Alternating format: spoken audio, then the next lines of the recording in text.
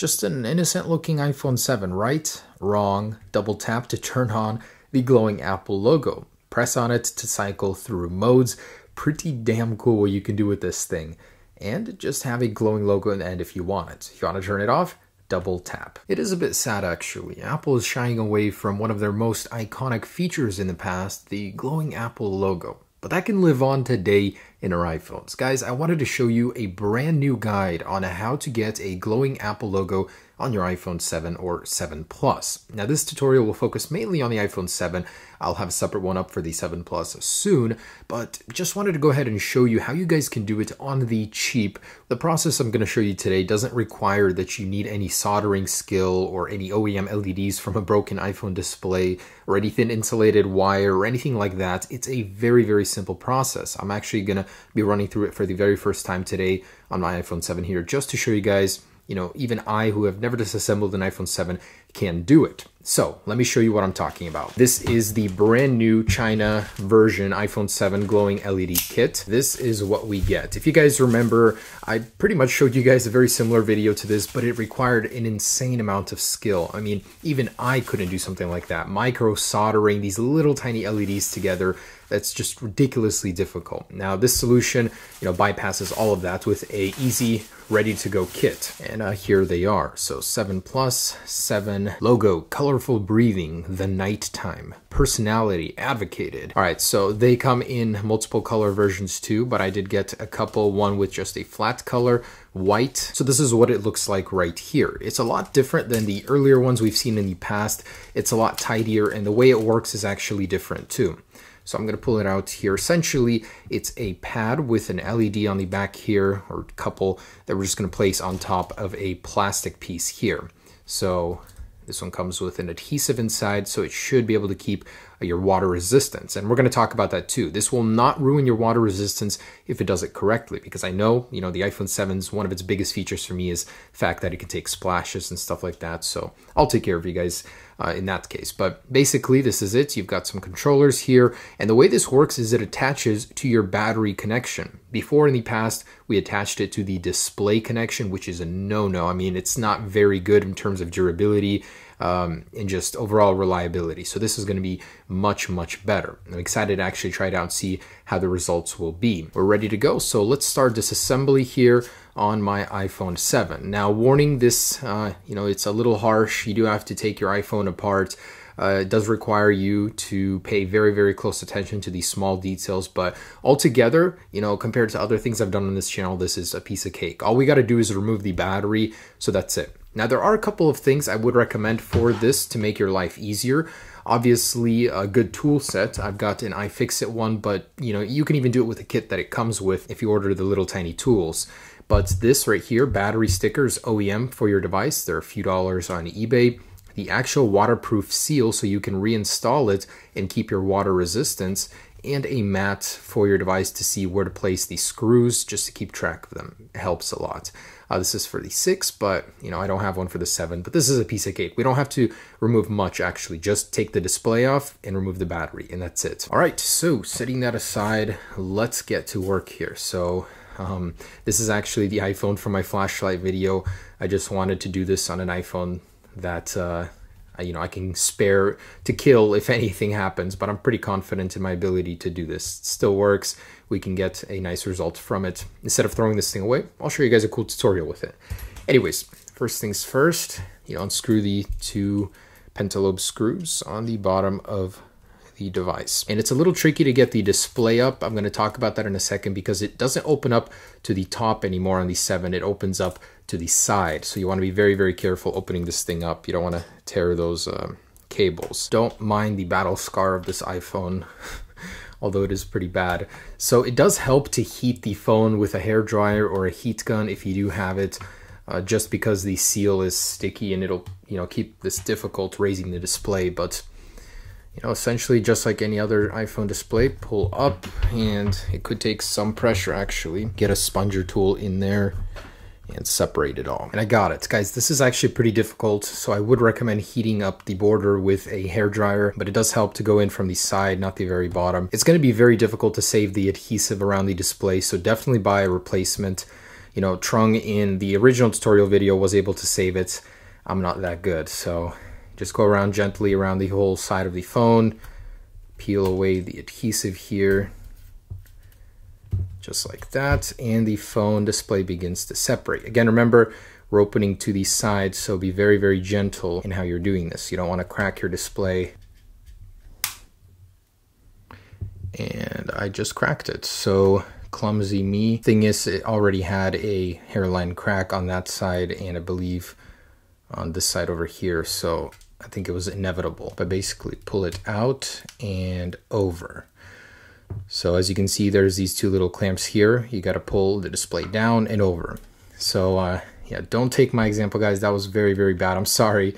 This is so bad for this tutorial, but I promise stuff like this wouldn't happen if the display wasn't already compromised from this. Like, it literally separated the layers. Anyways, I could still continue with this tutorial, so just fold it out and basically take all of these screws out here and this panel here. This one, notice how it's curved. So when we're reinstalling it, we want to put the connector in with that curve so you can close the display. Anyways, gently, I'm gonna put a Phillips on and continue. So Apple does use a tri-pin connector here. So I wanna make sure you have one of those. This isn't a standard Phillips. I, for some reason, didn't foresee that, didn't do the research. But I'm using a flathead to somehow pry them out. Don't be me, be prepared. Gently peel that away.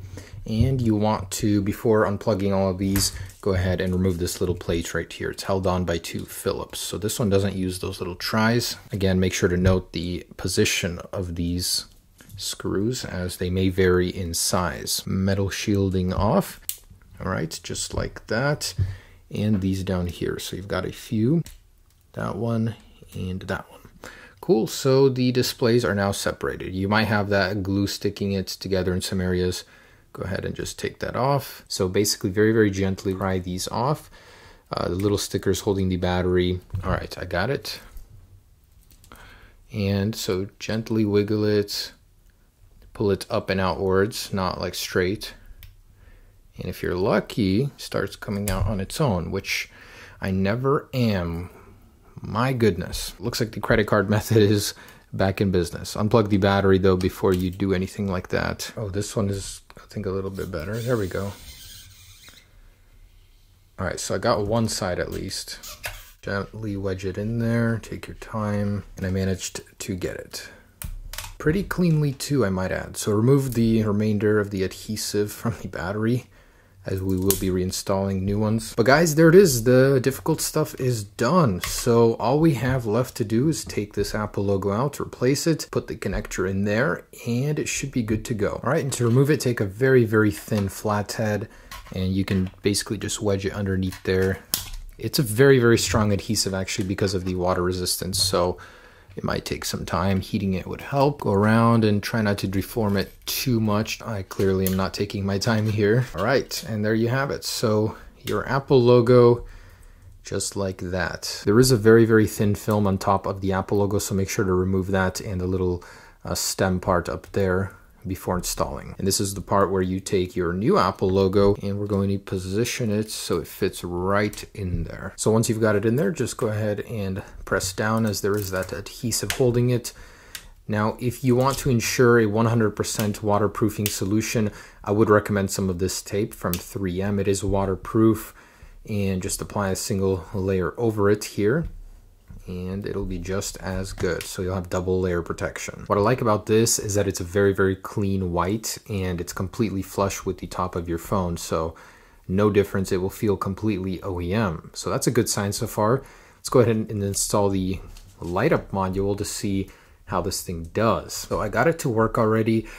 Just for your information, basically what you need to do is take the plug, put it on top of the plug for the battery, and then plug the battery straight into it. So this way you have a starting point of how it'll connect and sit right, and immediately you can tell if it's working. Now I'm doing a voiceover because my mic decided to stop working at this moment exactly, but it's a very simple install. Basically align the Apple logo connector, sit it right on top of where the battery plugs into, and then plug the battery straight into that connector through the one on the Apple logo. It's a very simple install. Now, I didn't use any adhesive to hold the Apple logo thing in place, although you can. Basically, what I decided to do was just to put the battery adhesive on the back of the battery and stick it in place on top of the logo. Now, you'll notice that on the connector of the Apple logo cable, it's not completely flush, so you have to leave it sticking out, sitting on top of the logic board, and then press the battery down on the rest of the flat connector. So it's going to look just like this. It'll be sticking out at an angle, but that is perfectly normal. Of course, before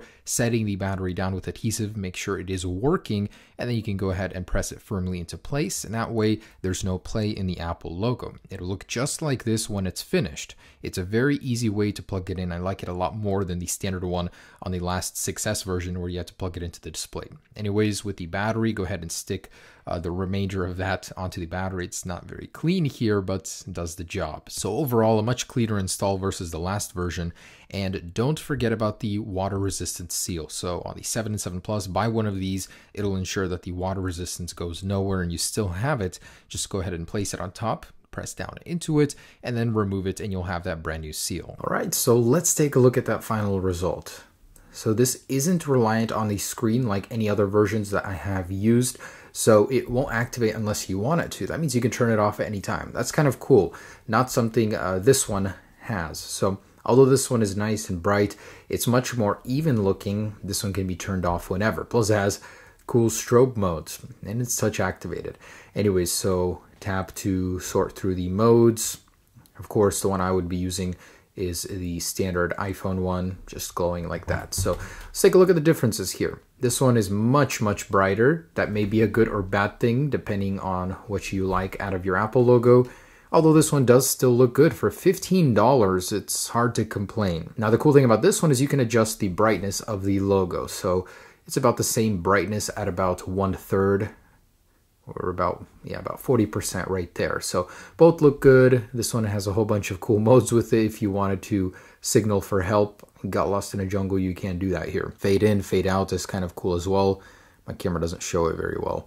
But there you go, guys. That is the final result. I gotta say, pretty cool. I did not expect this thing to have touch controls. I was just wondering why the heck it's freaking out and I can't get it to work, but turns out, you know, you just need to touch it to get it to work.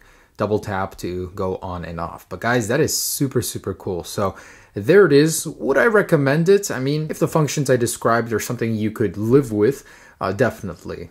I wouldn't recommend doing this if you want to keep your warranty, because your warranty will go out the door as soon as you do this.